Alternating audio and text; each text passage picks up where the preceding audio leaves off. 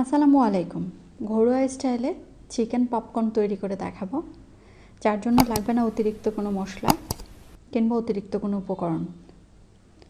ভিডিওটি না টেনে শুরু থেকে শেষ পর্যন্ত দেখতে থাকুন, তাহলে এই সহজ রেসিপিটি বাসায়ও ট্রাই করতে পারবেন। প্রথমে এখানে আমি কয়েক টুকরো বোনলেস মুরগির মাংস নিয়ে নিয়েছি, সেই সাথে 1 চা চামচ পরিমাণ টক দই, সামান্য একটু সিজনিং, স্বাদমতো লবণ আর ব্ল্যাক পেপার নিয়ে নিয়েছি। এই সবগুলো উপকরণ দিয়ে একটু ভালো করে মাখিয়ে নিব। তারপর এর মধ্যে যে কোনো প্রকার কুকিং অয়েল ব্যবহার করব। আবারও একটু মাখিয়ে নিচ্ছি। এবার এর মধ্যে সামান্য একটু আদা রসুন বাটা অ্যাড করব, 1/4 চা চামচ বলতে পারেন। ভালো করে একটু মাখিয়ে এখানে 2 চা চামচ পরিমাণ ময়দা নিয়েছি, 1 চিমটি পরিমাণ লবণ দিয়ে দিচ্ছি। এর মধ্যে লবণটা মিশিয়ে প্রায় 3 চা চামচ পরিমাণ পানি দিয়ে এই ময়দাটাকে ভালো করে গুলিয়ে নিব।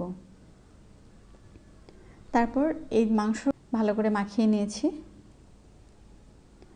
এবার এখানে আমি 1/2 কাপ পরিমাণ ময়দা আর 2 চা চামচ পরিমাণ কর্নফ্লাওয়ার নিয়ে ভালো করে মিশিয়ে নিয়েছি। প্রত্যেকটা ম্যারিনেট করা চিকেনের টুকরা এর উপরে দিয়ে হাতের সাহায্যে একটু ঘুরিয়ে ঘুরিয়ে কোট করে নিব।